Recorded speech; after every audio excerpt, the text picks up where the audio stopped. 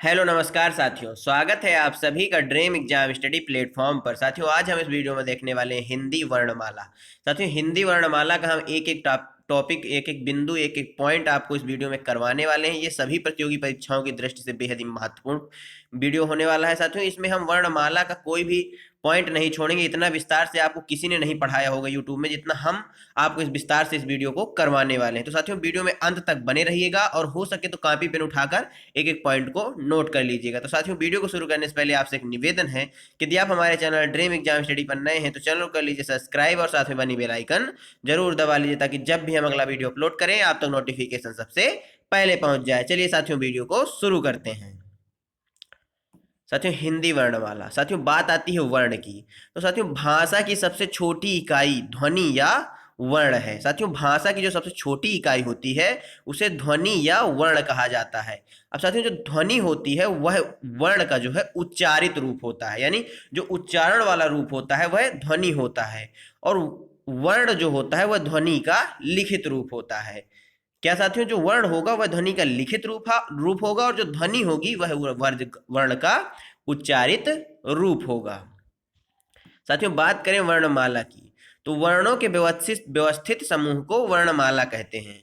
साथियों, वर्णमाला किसे कहते हैं? वर्णों के व्यवस्थित समूह को वर्णमाला कहते हैं। मूलतः हिंदी में वर्णों की संख्या कितनी होती है साथियों? 52 होती है। साथियों, जो मूलतः हिंदी में वर्णों की संख्या होती है वह 52 होती है।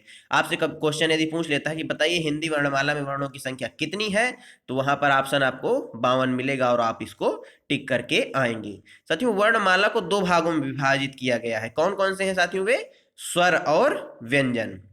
साथियों, जो वर्णमाला है इसको दो भागों में विभाजित किया गया है। कौन कौन से? स्वर और व्यंजन। अब देखते हैं साथियों स्वर क्या होते हैं। तो स्वर स्वर जो होते हैं साथियों, स्वतंत्र रूप से बोले जाने वाले वर्ण स्वर कहलाते हैं। साथियों, स्वरों की जो संख्या होती है, मान लीजिए साथियों आपसे क्वेश्चन पूछता है कि निम्नलिखित में से स्वरों की संख्या बताइए, तो साथियों आप ऑप्शन 11 टिक करके आएंगे। लेकिन यदि आपसे क्वेश्चन पूछ लेता है कि लेखन के आधार पर या कुल स्वरों की संख्या कितनी होती है, तो वहां पर आप 13 टिक करके आएंगे। यहां पर आपको क्वेश्चन को ध्यान से पढ़ना होगा। और यदि आपसे क्वेश्चन पूछता है कि बताइए शुद्ध उच्चारण की दृष्टि से स्वरों की संख्या क्या है, तो आप 10 को टिक करके आएंगे। साथियों, यदि आपसे क्वेश्चन पूछता है कि हिंदी वर्णमाला में स्वरों की संख्या कितनी है, तो आप 11 टिक करेंगे। यदि लेखन के आधार पर या कुल स्वरों की संख्या पूछे तो आप 11 टिक करके आएंगे। और शुद्ध उच्चारण की दृष्टि से यदि आपसे स्वरों की संख्या पूछे तो आप 10 पर टिक करके आएंगे। कौन कौन से होते हैं स्वर साथियों? तो छोटा आ, बड़ा आ, छोटी ई, बड़ी ई, ऊ, बड़ा ऊ, ए, ऐ, ओ, औ और री। ये 11 स्वर होते हैं साथियों, जो स्वरों की संख्या यानी टोटल स्वर जो है, माफ करिएगा, जब यदि आपसे स्वरों की संख्या पूछे तो ये 11 स्वर होते हैं। और जब लेखन के आधार पर साथियों पूछे तो उसमें अंग और आहा भी जुड़ जाते हैं, तो यह 13 हो जाते हैं। लेकिन जब शुद्ध उच्चारण की दृष्टि से पूछे तो उसमें री और अंग और आहा को हटा दिया जाता है।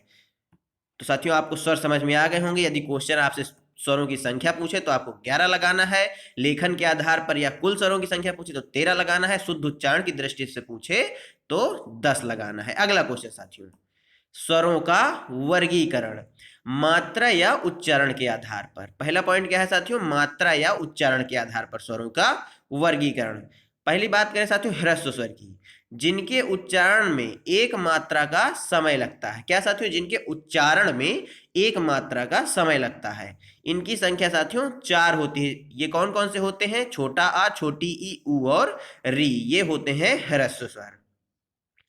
बात करें अब दीर्घ स्वर की, जिनके उच्चारण में ह्रस्व स्वर से अधिक समय लगता है। इनकी साथियों संख्या कितनी होती है? 7 होती है। कौन कौन से? बड़ा आ, बड़ी ई, बड़ा ऊ, ए, ऐ, ओ और आए, आओ माफ करिएगा। प्लुप्त स्वर की बात करें, जिनके उच्चारण में दीर्घ स्वर से भी अधिक समय लगता है, जैसे साथियों ओम आपने पढ़ा होगा, ओम, ये सारे जो है क्या होते हैं साथियों? प्लुप्त स्वर होते हैं। अब साथियों बात करें उत्पत्ति के आधार पर स्वरों के वर्गीकरण की, तो मूल स्वर साथियों उत्पत्ति के आधार पर पहला वर्गीकरण है मूल स्वर। इनकी संख्या कितनी होती है? 4। ये कौन कौन से होते हैं? जो ह्रस्व स्वर होते हैं वही मूल स्वर होते हैं। अब दीर्घ स्वर, संयुक्त स्वर, संधि स्वर या मिश्र विकृत स्वर, इन किसी भी पॉइंट से आपसे क्वेश्चन पूछ लेता है तो इनकी संख्या 7 होती है। ये कौन कौन से होते हैं? जो साथियों दीर्घ स्वर होते हैं वही होते हैं संयुक्त स्वर, संधि स्वर या मिश्र विकृत स्वर। आगे साथियों देखते हैं। साथियों जो बड़ा आ होता है ये छोटा आ और छोटा आ के मेल से बनता है। इसी तरह जो बड़ी ई होती है वह छोटी ई के मेल से बनती है। जो बड़ा ऊ होता है वह छोटा ऊ और छोटा ऊ के मेल से बनता है। अब बात करें ए की, तो साथियों ये आ और ई के मेल से बनता है, जबकि अ जो है वह आ और ए के मेल से बनता है। ओ जो है वह आ और छोटा ऊ के मेल से बनता है, जबकि औ जो है वह आ और ओ के मेल से बनता है। आपको साथियों ये चीजें क्लियर हो गई होंगी। आगे देखते हैं। जीभ में जीभ के प्रयोग के आधार पर साथियों स्वरों का वर्गीकरण। साथियों अब जीभ के प्रयोग के आधार पर स्वरों का वर्गीकरण देख लेते हैं। इसके अंतर्गत पहला आता है साथियों अग्र स्वर। जिन स्वरों का उच्चारण जीभ के अग्र भाग से होता है वह अग्र स्वर कहलाते हैं। ये कौन कौन से होते हैं? ई, बड़ी ई, ए, ऐ और री। साथियों आप उच्चारण करके देख लीजिए। जब ई बोलेंगे तो आप देखेंगे कि जीभ के अग्र भाग से इसका उच्चारण हो रहा है। इस तरह ऐ बोलेंगे तो जीभ के अग्रभाग से हो रहा है। अब बात करें साथियों मध्य स्वर की। साथियों जिन स्वरों के उच्चारण में जीभ का मध्य भाग कार्य करता है वह मध्य स्वर कहलाते हैं। ये कौन कौन से होते हैं? छोटा आ और बड़ा आ। जैसे आ आपने बोला तो इसका जो उच्चारण हो जीभ के मध्य भाग से हो रहा है। अब बात करें साथियों पश्च स्वरों की। जिन स्वरों के उच्चारण में जीभ का पश्च भाग कार्य करता है। कौन सा भाग साथियों कार्य करता है? जीभ का पीछे वाला भाग। इसके अंतर्गत कौन कौन से आते हैं साथियों? छोटा ऊ और बड़ा ऊ। कौन कौन से साथियों? छोटा ऊ और बड़ा ऊ। ओ, औ और आ, ये वाला आ, ये जो चांद चांद वाला आ लगाया बनाया जाता है, इसमें बिंदी नहीं रहती। ये आगत वर्ण है। क्या है साथियों? ये आगत वर्ण है। अंग्रेजी भाषा से लिया गया है। कुछ विद्वान जो है वह बड़ा आ को पश्च स्वर में रखते हैं। साथियों मैंने आपको यहाँ पर बताया है कि जो बड़ा आ है वह मध्य स्वर के अंतर्गत आता है, परंतु जो कुछ विद्वान है वह पश्च स्वर में भी बड़ा आ को रखते हैं, मध्य स्वर में नहीं रखते हैं। आगे देखते हैं साथियों उच्चारण के आधार पर स्वरों का वर्गीकरण। छोटा आ और बड़ा का उच्चारण साथियों कंठ से होता है। छोटी ई बड़ी ई का उच्चारण तालव्य से होता है। छोटा ऊ और बड़ा ऊ का उच्चारण ओष्ठ से होता है। री का उच्चारण मूर्धा से होता है। ए और ऐ का उच्चारण साथियों कंठ तालव्य से होता है। और बात करें ओ और औ का उच्चारण तो साथियों यह कंठ ओष्ठ से होता है। साथियों परीक्षा की दृष्टि से कंठ तालव्य और कंठ ओष्ठ ये दोनों अधिक महत्वपूर्ण है। इन तो साथियों कंठ तालव्य से उच्चारण किसका किसका होता है? ए और ऐ का होता है। और कंठ ओष्ठ का ओ और औ का होता है। आप साथियों उच्चारण करके इसको देख सकते हैं। बात करें साथियों लिंग के आधार पर स्वरों का वर्गीकरण। साथियों स्त्रीलिंग स्वर कौन कौन से होते हैं? छोटी ई, बड़ी ई और री। पुल्लिंग कौन कौन से स्वर होते हैं? छोटा आ, बड़ा आ, छोटा ऊ, बड़ा ऊ, ए, ऐ, ऊ और ओ। ये सारे पुल्लिंग क्या होते हैं साथियों? पुल्लिंग स्वर होते हैं। साथियों यकीन मानिए आपको इतना विस्तार से किसी ने यूट्यूब पर नहीं बताया होगा। आगे देखते हैं साथियों मुख विवर या मुख खुलने के आधार पर स्वरों का वर्गीकरण। साथियों विव्रत जिसे ओपन इंग्लिश में ओपन बोलते हैं। जिन स्वरों के उच्चारण में मुख द्वार पूरा खुलता है वह कौन से स्वर कहलाते हैं साथियों? विव्रत स्वर कहलाते हैं। इसके अंतर्गत कौन सा आता है? बड़ा आ। अर्ध विव्रत साथियों हाल्फ ओपन यानी आधा मुंह खुलना। जिन स्वरों के उच्चारण में मुख द्वार आधा खुलता है, जैसे छोटा आ, बड़ा बड़ा आ और बड़ा आ के ऊपर चांद, बिंदी नहीं लगाई जाती, ऐ और औ, ये होते हैं अर्ध विव्रत स्वर। बात करें संवृत स्वरों की जिन्हें क्लोज कहा जाता है, यानी संवृत का मतलब होता है क्लोज। जिन स्वरों के उच्चारण में मुख द्वार लगभग क्या होता है साथियों? बंद रहता है, जैसे ई, बड़ी ई, ऊ और बड़ा ऊ। आप इनका उच्चारण करके देखिए आपका मुंह बंद रहेगा हल्का सा। अर्ध संवृत की बात करें यानी हाफ क्लोज। जिन स्वरों के उच्चारण में मुख द्वार आधा बंद रहता है, जैसे ए और ओ। आप इनका उच्चारण कर ट्राई कर सकते हैं। ओठों की स्थिति के आधार पर स्वरों का वर्गीकरण। बात करें वृत्तमुखी। जिन स्वरों के उच्चारण में मुख का आकार गोलाकार होता है, जैसे ऊ, बड़ा ऊ, ओ, औ और ये वाला ये अंग्रेजी भाषा से लिया गया है। तो साथियों इनके उच्चारण में मुख जो है गोलाकार होता है, इसलिए इन्हें व्रतमुखी बोला जाता है। अव्रतमुखी की बात करें, जिन स्वरों के उच्चारण में मुख का आकार गोलाकार नहीं होता, जैसे छोटा आ, बड़ा आ, ई, बड़ी ई, री और ऐ, आप इनका उच्चारण करके ए, ऐ, इनका उच्चारण करके आप देख सकते हैं कि जो ओठों की स्थिति है वह क्या होगी, आवृतमुखी होगी। आगे देखते हैं साथियों। साथियों प्राणत्व के आधार पर स्वरों का वर्गीकरण। साथियों प्राण का क्या तात्पर्य होता है, हवा। सभी स्वरों के उच्चारण में मुख से कम हवा निकलती है, अर्थात सभी स्वर क्या होते हैं साथियों, अल्प प्राण होते हैं। तो साथियों सभी स्वर क्या होते हैं, अल्प प्राण होते हैं। अंग प्लस 11 स्वर होते हैं अल्प प्राण। जो आहा होता है साथियों यह महाप्राण होता है, यानी 11 स्वर जो होते हैं आपके वह अल्प प्राण होते हैं। यदि आपसे क्वेश्चन अंग के बारे में पूछ ले तो यह भी अल्प प्राण होता है, लेकिन जो आहा होता है यह महाप्राण होता है। आगे देखते हैं साथियों। घोषत्व के आधार पर, घोष का अर्थ होता है और घोष का अर्थ होता है साथियों स्वर तंत्रियों में श्वास का कंपन। घोष का अर्थ क्या हुआ साथियों, स्वर जो तंत्रियां हैं उनमें श्वास का कंपन। सभी स्वरों के उच्चारण में स्वर तंत्रियों में कंपन होता है, इसलिए सभी स्वर सघोष कहलाते हैं। सभी स्वरों के साथ उच्चारण में जो है स्वर तंत्रियों में हमारे कंपन होता है, इसलिए सभी स्वर क्या कहलाते हैं, सघोष कहलाते हैं। सभी स्वर क्या हुए साथियों, सघोष हुए। इसमें आहा और अंग भी क्या होता है साथियों, सघोष होते हैं। बात करें अनुनासिक की, जिसे चंद्र बिंदु भी बोला जाता है। उच्चारण में ना बहुत कम व साथियों उच्चारण में नाक से बहुत कम व मुख से अधिक हवा निकलती है। जो अनुनासिक वर्ण होते हैं, जो अनुनासिक शब्द लिखे जाते हैं, उनमें क्या होता है, उनके उच्चारण में जो नाक से है वहां से कम बहुत हवा निकलती है, बल्कि मुख से अधिक हवा निकलती है। जैसे चांद, आंसू, आप इनका उच्चारण करके देखिए, ये इसमें जो है नाक से कम हवा निकलेगी, मुख से अधिक निकलेगी। बात करें साथियों अनुस्वार की, केवल बिंदु, साथियों जो बिंदु लगा दिया जाता है ये होता है, क्या होता है, इसे अनुस्वार होता है। इसमें साथियों नाक से हवा व मुख से, नाक से जो है साथियों वह हवा निकलती है अधिक, जबकि मुख से कम हवा निकलती है। जैसे अंश, अंग, ये सारे किसके उदाहरण है, अनुस्वार के उदाहरण है। साथियों नोट देखिए, ये महत्वपूर्ण बिंदु है। अनुस्वार तत्सम शब्दों में तथा अनुनासिक तत्भव शब्दों में प्रयोग आते हैं। विसर्ग साथियों जो है महाप्राण और सघोष होता है। ये दोनों महत्वपूर्ण बिंदु है, यहां से क्वेश्चन आपको देखने को मिल जाते हैं। ये तो ट्रिक का काम करता है बिल्कुल, कि अनुस्वार तत्सम शब्दों में प्रयोग में आते हैं, जबकि अनुनासिक जो होते हैं वह तद्भव शब्दों में प्रयोग में आते हैं।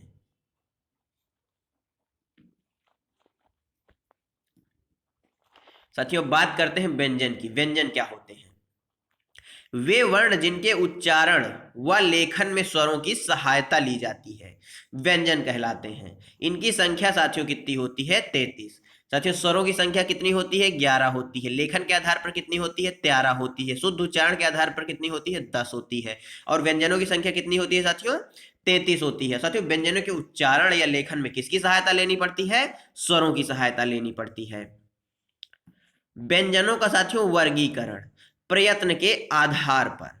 ये साथियों प्रयत्न के आधार पर पहला वर्गीकरण है स्पर्श व्यंजन या वर्गीय व्यंजन। ये क्या होते हैं, जिन व्यंजनों का उच्चारण करते समय हवा फेफड़ों से निकलते हुए मुख के किसी स्थान विशेष को स्पर्श करते हुए निकले हुए स्पर्शी व्यंजन कहलाते हैं। सीधा सीधा साथियों समझिए कि जब हम स्पर्श व्यंजनों का उच्चारण करते हैं तो जो हवा निकलती है वह मुख के किसी न किसी भाग को स्पर्श करती है, या यूं कहें कि हमारी जीभ मुख के किसी न किसी भाग को स्पर्श करती है, तो वह कहलाते हैं स्पर्शी व्यंजन। इनकी संख्या साथियों 25 होती है, का से मा तक होते हैं ये। इसके अंतर्गत साथियों का वर्ग आता है, चा वर्ग आता है, ता वर्ग माफ करिएगा टा वर्ग आता है, यहाँ ता वर्ग आता है और पा वर्ग आता है। ये सारे होते हैं साथियों स्पर्शी व्यंजन। इनकी संख्या कितनी होती है, 25 होती है। आगे देखते हैं साथियों अंतस्थ व्यंजनों की बात करें तो इनकी संख्या साथियों 4 होती है। कौन कौन से होते हैं, या, रा, ला और वा। क्या साथियों, या, रा, ला और वा, ये होते हैं अंतस्थ व्यंजन। उसमी या संघर्षी व्यंजन, जिन व्यंजनों का उच्चारण करते समय वायु मुख में किसी स्थान विशेष पर घर्षण या रगड़ खाकर निकले, या ऊष्मा या गर्मी पैदा करे, वह होते हैं ऊष्मी या संघर्षी व्यंजन। ये कौन कौन से होते हैं साथियों? तो इसके अंतर्गत तीनों सा आते हैं और हा आता है। कौन कौन से साथियों? तीनों सा और हा। इनकी संख्या कितनी हो गई? 4 हो गई। स्पर्श संघर्षी व्यंजन साथियों, ये 4 होते हैं, चा, छा, जा और झा। इनकी संख्या 4 हो गई साथियों। यहां से सुपर टेट में क्वेश्चन पूछा गया था। स्पर्श संघर्षी व्यंजन कौन कौन से हैं? तो चा, छा और जा और झा। अब नासिक के व्यंजन की बात करें तो जिनका उच्चारण साथियों नाक प्लस मुख से होता है, जैसे अंगा, इया, आड़ा, ना और मा, ये होते हैं नासिक के व्यंजन। इनकी संख्या कितनी होती है? 5 होती है। कुल मिलाकर जो वर्गीय व्यंजन होते हैं उनका जो 5वां वर्ण होता है वह नासिक के व्यंजन कहलाता है। आगे आगे देखते हैं साथियों। पार्श्विक ध्वनि साथियों, यहां से भी क्वेश्चन बनता है, तो बताइए पार्श्विक ध्वनि कौन सी है? साथियों जो लकार होता है, जो ला होता है, यह पार्श्विक ध्वनि कहलाती है। लुंठित या प्रकंपित या कंपन जात साथियों किसको कहा जाता है? रा को कहा जाता है। आपसे कुछ भी पूछ सकता है कि बताइए निम्नलिखित में से कौन सा लुंठित व्यंजन है, कौन सा प्रकंपित व्यंजन है, कौन सा कंपन जात व्यंजन है? तो कौन सा है साथियों? रा जो है यह लुंठित या प्रकंपित या कंपन जात व्यंजन है। साथियों बात करें उत्क्षिप्त, द्विगुणी, द्विस्पृष्ट या ताड़न जात व्यंजन की, यहां से भी आपसे कुछ भी पूछ सकता है घुमा के। उत्क्षिप्त, द्विगुणी, द्विस्पृष्ट या तानो ताड़न जात, कोई भी पूछ सकता है आपसे, कुछ भी पूछ सकता है।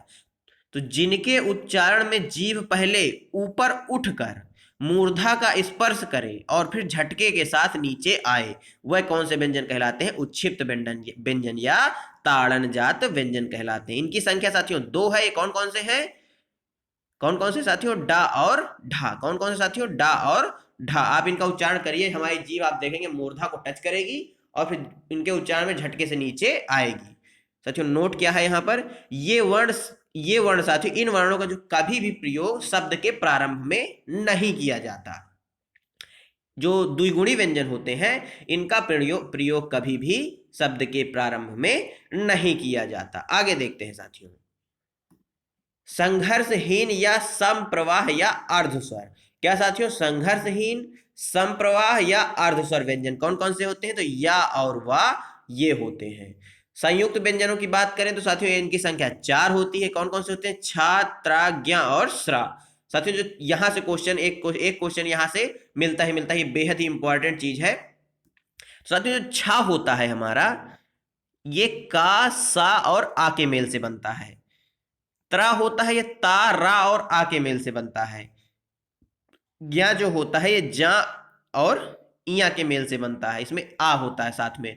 श्रा जो होता है ये सा, रा और आ के मेल से बनता है। साथियों इनको आप अच्छी तरीके से देख लीजिएगा, इनसे क्वेश्चन बहुत ज्यादा परीक्षाओं में बनते हैं, यहीं से ज्यादातर क्वेश्चन उठाता है एग्जामिनर। आगे देखते हैं साथियों। द्वित्व व्यंजन या गुच्छ व्यंजन की बात करें, समान वर्णों का मेल क्या कहलाता है? द्वित्व व्यंजन कहलाता है। जैसे साथियों दिल्ली है, बिल्ली है, कल्लू है। यहां पर देखिए ला जो है क्या हुआ है? एक आधा ला और पूरा ला मिलकर द्वित्व हो गए हैं। कैसे साथियों? जैसे आधा ला प्लस ला बराबर हो गया है ला, ये होता है द्वित्व व्यंजन। यानी एक समान जो वर्ण होंगे उनके मेल से जो वर्ण बनेगा वह द्वित्व व्यंजन कहलाता है। आगे देखते हैं साथियों। उच्चारण स्थान के आधार पर व्यंजनों का वर्गीकरण। साथियों काकल्य, उरस्य, स्वर यंत्र मुखी या कंठ व्यंजन कौन सा होता है? कौन सा होता है साथियों?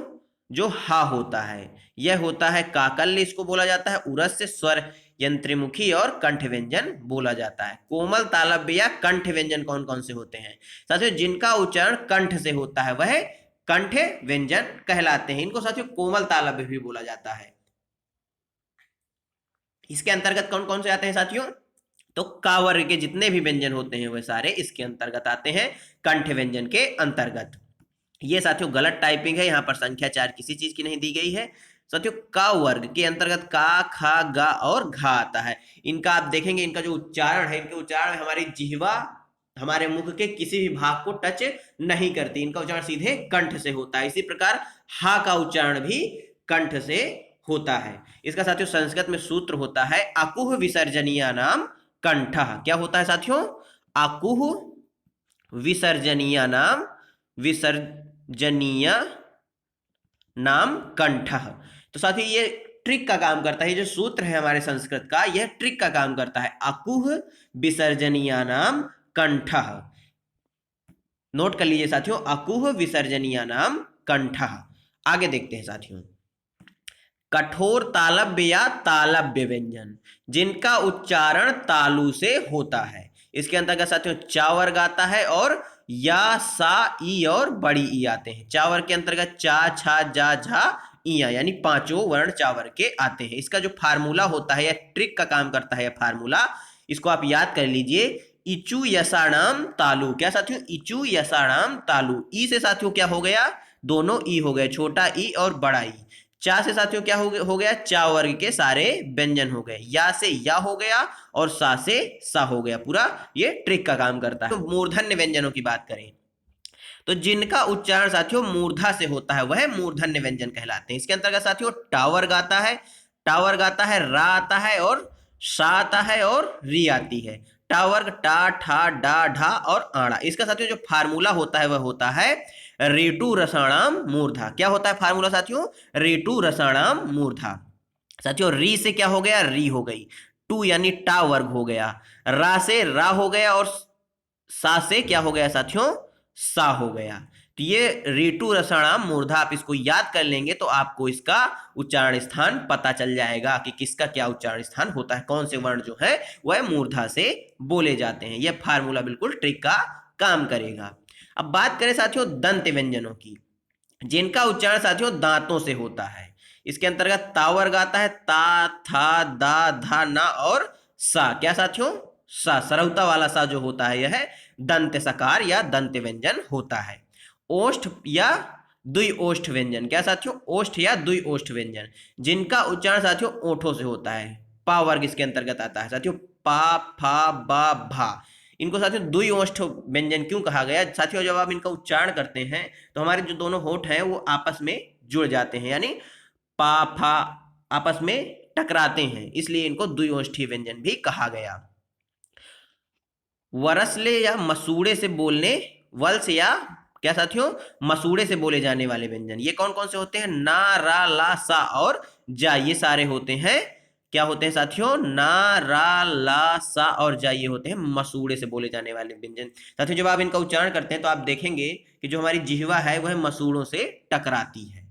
आगे देखते हैं साथियों, बात करें दंतोष्ठ व्यंजनों की। साथियों जिनका उच्चारण दांतों और ओठों से होता है वह दंतोष्ठ व्यंजन कहलाते हैं। ये कौन कौन से होते हैं, वा और फा। इनका साथियों जो उच्चारण है वह दांतों और ओठों दोनों जगह से होता है। आगे देखते हैं साथियों, स्वर यंत्रियों। साथियों पंत्रियों नहीं, यंत्रियों है। स्वर यंत्रियों में कंपन या घोषत्व के आधार पर साथियों यहां से क्वेश्चन हमेशा पूछे जाता है और यहां से कंफ्यूजन भी बहुत क्रिएट होता है कि कौन सा सघोष है कौन सा अघोष। आज हम आपको इस तरह क्लियर करा देंगे कि आपको कभी ये भूलेगा नहीं। सघोष या घोष व्यंजन जिन वर्णों के उच्चारण में स्वर यंत्रियों में कंपन होता है सघोष कहलाते हैं। सीधी सी परिभाषा क्या है, जिन वर्णों के उच्चारण में स्वर यंत्रियों में कंपन होता है वह सघोष कहलाते हैं। साथियों प्रत्येक वर्ग का तीसरा, चौथा, पांचवा वर्ण तथा या, रा, ला, वा और हा सघोष व्यंजन कहलाते हैं। कौन कौन से साथियों, प्रत्येक वर्ग का तीसरा, चौथा, पांचवा और या, रा, ला, वा और हा ये सारे सघोष व्यंजन होते हैं। इतना आपने समझा साथियों। अब बात करते हैं अघोष व्यंजनों की। प्रत्येक वर्ग का साथियों तीसरा, चौथा, तो का वर्ग में कौन कौन से आ जाएंगे, गा, घा और अंगा। चा वर्ग में कौन कौन से आ जाएंगे, जा, झा और इया। ता वर्ग में डा, ढा और आड़ा। ता वर्ग में दा, धा और ना। पा वर्ग में बा, भा और मा और या, रा, ला, वा और हा ये सारे सघोष व्यंजन होते हैं। बात करें अघोष व्यंजनों की। साथियों जिन वर्णों के उच्चारण में स्वर यंत्रियों में कंपन नहीं होता है वह अघोष कहलाते हैं। साथियों प्रत्येक वर्ग का पहला, दूसरा वर्ण और तीनों सा जो है ये अघोष होते हैं। अब साथियों आपको याद कैसे रखना है, तो साथियों आप सभी जानते हैं पूरी हमारी जो वर्णमाला है उसका पहला अक्षर क्या होता है, आ होता है। क्या होता है साथियों, आ होता है। तो जब अघोष पूछे आपसे तो आ को आप देखना है, यानी अघोष यानी आ से पहला वर्ण। यहां पर कौन सा आया, पहला वर्ण। आप ध्यान रखेंगे कि प्रत्येक वर्ग का आ यदि अघोष पूछा है तो पहला वर्ण, आ यहां भी आया है पहला, पहला वर्ण यहां भी आया है, तो पहला और दूसरा ये दोनों क्या होते हैं साथियों, अघोष व्यंजन होते हैं, और तीनों सा ये अघोष व्यंजन होते हैं। बाकी जो बचे हुए सारे सघोष कहलाते हैं। आगे देखते हैं साथियों, का वर्ग, का वर्ग के अंतर्गत का और खा ये दोनों अघोष है, चा छा अघोष है, टा ठा अघोष है, ता था अघोष है, पा फा अघोष है, और तीनों सा जो है अघोष व्यंजन है। अब बात करें साथियों प्राणत्व के आधार पर, अल्प प्राण साथियों, जिन वर्णों के उच्चारण में मुख से कम हवा निकले वह अल्प प्राण कहलाते हैं। यहां पर भी साथियों देखिए आ आया है, और प्रत्येक वर्ग का पहला, तीसरा, पांचवा वर्ण क्या होता है साथियों, अल्प प्राण होता है, और या रा ला वा भी अल्प प्राण व्यंजन होते हैं। तो साथियों इसको आप कैसे याद रखेंगे, अल्प प्राण यानी पहला आया है, पहला वर्ण इसमें भी आएगा प्रत्येक वर्ग का पहला, और उसमें आप 2 जोड़ देंगे तो तीसरा हो जाएगा, फिर 3 में आप 2 जोड़ देंगे तो 5वां हो जाएगा, यानी पहला, तीसरा, 5वां वर्ण या रा ला वा ये सारे अल्प प्राण कहलाते हैं। साथियों का वर्ग के अंतर्गत का, गा और अंगा, चा वर्ग के अंतर्गत चा, जा और इया, टा वर्ग के अंतर्गत टा, डा और आड़ा, ता वर्ग के अंतर्गत ता, दा और ना, पा वर्ग के अंतर्गत पा, बा और मा, या रा ला वा ये सारे होते हैं साथियों, क्या होते हैं, अल्प प्राण होते हैं। अब बात करें महाप्राण व्यंजनों की, तो साथियों जिन वर्णों के उच्चारण में मुख से अधिक हवा निकलती है तथा इनके उच्चारण में हकार की ध्वनि विशेष रूप से सुनाई देती है, तो साथियों प्रत्येक वर्ग का जो दूसरा और चौथा वर्ण होता है प्लस सा और हा ये सारे महाप्राण कहलाते हैं। क्या कहलाते हैं, महाप्राण कहलाते हैं। आगे देखते हैं साथियों, का वर्ग के अंतर्गत खा और घा, चा वर्ग के अंतर्गत छा और झा, ता वर्ग के अंतर्गत ठा और डा, ता वर्ग के अंतर्गत था और धा, पा वर्ग के अंतर्गत फा और भा, सा हा ये सारे क्या कहलाए साथियों, महाप्राण व्यंजन कहलाए। आगे देखते हैं साथियों वर्णमाला के कुछ और महत्वपूर्ण बिंदु, इनसे भी साथियों क्वेश्चन हमेशा बनते हैं। साथियों बद्धाक्षर आपने सुना होगा, आज जानते हैं क्या कहलाते हैं। साथियों जिन शब्दों के अंत वाले अक्षर में स्वर नहीं होता, आप सभी जानते हैं जो शब्द अक्षर जो है वह हलंत युक्त होता है उसमें क्या होता है साथियों, स्वर नहीं होता। तो साथियों जिन शब्दों के अंत वाले अक्षर में स्वर नहीं होता यानी हलंत लगा होता है वह क्या कहलाते हैं, बद्धाक्षर कहलाते हैं। जैसे साथियों राजन, इसमें ना में हलंत लगा हुआ, इसे रामम, मा में हलंत है, स्वागतम में हलंत है। अब हलंत किसे कहते हैं, व्यंजन में नीचे लगी हुई तिरछी रेखा। साथियों जो व्यंजन होते हैं मैंने आपको बताया ये व्यंजन हो गए, इनमें जो तिरछी रेखा लगा दी जाती है यह हलंत कहलाती है। जैसे ला, फा और का तिरछी रेखा के साथ ये हलंत कहलाते हैं। साथियों आप लोग समझ में आ गए होगा बद्धाक्षर और हलंत क्या होता है। आगे बात करें साथियों मुक्ताक्षरों की बात करें, शब्दों का अंतिम अक्षर जो स्वर से युक्त होता है, यानी सीधा सीधा जो शब्द लिखे जाते हैं, राम लिख दिया, राज लिख दिया, राहुल लिख दिया, ये सारे क्या हो गए, मुक्ताक्षर हो गए। क्या हो गए, इनका जो अंतिम अक्षर हो गया ये स्वर से युक्त है, यानी इसमें हलंत नहीं लगा, ये स्वर के सहित है। आप ला को इस प्रकार लिखेंगे, यदि आप इसका विच्छेद करेंगे तो ला को आधा लिखेंगे, आगे आगे क्या करेंगे साथियों, आ जोड़ेंगे। जैसे ये ला है तो आप इसको लिखेंगे ला हलंत प्लस आ, इसका अगर विच्छेद आप करना चाहें तो ये साथियों क्या कहलाया, बद्धाक्षर कहलाया, और ये क्या कहलाया, मुक्ताक्षर कहलाया। यानी जब दोनों हलंत युक्त हो तो बद्धाक्षर, जब हलंत ना लगा हो तो मुक्ताक्षर। साथियों बात करें रेफ की, किसकी साथियों, रेफ की। तो जब साथियों रा को यानी स्वर रहित रा यानी हलंत युक्त रा, जब रा का स्वर रहित प्रयोग हो तथा उसके आगे कोई व्यंजन हो तो उसके ऊपर रा को क्या किया जाता है साथियों, जोड़ दिया जाता है, वह रेफ कहलाता है। कैसे साथियों, इस प्रकार से आपने देखा होगा रा लगा दिया जाता है। जैसे आशीर्वाद लिखा जाता है तो आशीर्वाद में रा लगा दिया जाता है, इसी तरह हर्ष में रा लगा दिया जाता है ऊपर, तो यह रेफ कहलाता है। आदर्श, यह भी यहाँ पे जो रा लगा है यह रेफ कहलाएगा। कर्ष, ये रेफ की परिभाषा हो गई साथियों। आगे बात करें साथियों इस प्रकार की जो रा लगाया जाता है इसका क्या नाम है, इसको क्या कहते हैं और कहां पर इसे लगाया जाता है, इसको जानते हैं।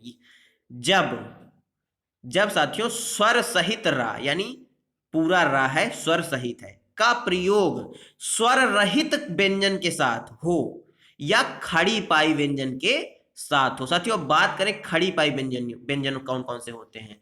तो साथियों ये जो का है, खा है, यानी ये जो खड़ी पाई आपको दिख रही है जिनमें, ये सारे खड़ी पाई व्यंजन होते हैं। तो आप समझ गए होंगे खड़ी पाई व्यंजन किसे कहते हैं। अब साथियों जब ये जैसे क्रम लिखा हुआ है, तो इसमें साथियों जो रा लगा हुआ है, आप इसको आधा नहीं सोच समझेंगे, यह आधा नहीं है, बल्कि इसमें का जो है यह आधा है। तो साथियों ये इसमें बताया गया है कि पूरा रा प्लस आधा का, यानी यह स्वर रहित का स्वर सहित रा से जब मिलता है तो रा को नीचे इस प्रकार डंडी के रूप में लगा दिया जाता है। उदाहरण साथियों जैसे क्रम, विनम्र, क्रोम, ये सारे उदाहरण हो गए। इस प्रकार रा का प्रयोग कहां किया जाता है, जब साथियों स्वर सहित रा का प्रयोग बिना खड़ी पाई वाले स्वर रहित व्यंजन के साथ होता है, तो वहां पर क्या किया जाता है साथियों, इस प्रकार रा को लगा दिया जाता है। अब साथियों बिना खड़ी पाई वाले व्यंजन कौन से होते हैं, आपके दिमाग में ये सवाल आया होगा। तो साथियों जो इस प्रकार व्यंजन, जैसे टा हो गया, कौन सा हो गया, टा हो गया, माफ करिएगा बार बार खड़ी पाई खींच जा रही है साथियों, टा हो गया, यह बिना खड़ी पाई व्यंजन है, इसमें कोई खड़ी पाई नहीं है, बल्कि इस प्रकार से यह लिखा जाता है। इसी प्रकार दा हो गया, डा हो गया, ये सारे बिना खड़ी पाई व्यंजन कहलाते हैं। और इनके साथ जब स्वर सहित रा का प्रयोग किया जाता है तो वह इस प्रकार से लगा दिया जाता है। साथियों बिना खड़ी पाई वाले व्यंजन आइए थोड़ा देख लेते हैं। टा होता है, ठा होता है, डा होता है, ढा होता है, छा होता है, और हा, ये होते हैं बिना खड़ी पाई वाले व्यंजन। अब साथियों बात करें आगत या ग्रहित व्यंजन ध्वनियों की, तो साथियों जो का होता है इसके नीचे नुक्ता लगा, इसको नुक्ता बोला जाता है। ये जो साथियों बिंदी लगी हुई है आपने देख रहे होंगे, का में भी है, खा में भी है, गा में भी है, जा में भी है और फा में भी है, इसको साथियों नुक्ता बोलते हैं। क्या बोलते हैं, नुक्ता बोलते हैं। ये साथियों अरबी और फारसी भाषा से लिए गए हैं। और ये अभी मैंने आपको बताया था, ये जो आ होता है बिना चांद बिंदी वाला, इसको अंग्रेजी भाषा से लिया गया। ये है आगत या ग्रहित ध्वनियां। अब साथियों यहां पर बहुत कंफ्यूजन होता है, जब साथियों रा के साथ बड़ा उ लगाया जाता है तो उसको इस प्रकार लिखा जाता है। किस प्रकार लिखा जाता है, इस प्रकार लिखा जाता है। जब साथियों रा के साथ छोटा उ का प्रयोग किया जाता है तो उसको इस प्रकार लिखा जाता है। ये एक महत्वपूर्ण बिंदु है। आगे देखते हैं साथियों। धन्यवाद साथियों, आपको वर्णमाला की वीडियो कैसे लगी हमें कमेंट बॉक्स में जरूर बताइएगा। साथियों यदि आपने अभी तक चैनल को सब्सक्राइब नहीं किया तो चैनल को कर लीजिए सब्सक्राइब, और वीडियो को अपने दोस्तों के साथ शेयर करिए। साथियों मैंने आपको बहुत ही विस्तार से बताया है, आपको यूट्यूब में इतना विस्तार से किसी ने नहीं पढ़ाया होगा। तो साथियों मिलते हैं साथियों आपसे अगले वीडियो में, तब तक के लिए जय हिंद, जय भारत। अपना और अपनों का ख्याल रखिए, सभी का सम्मान करिए।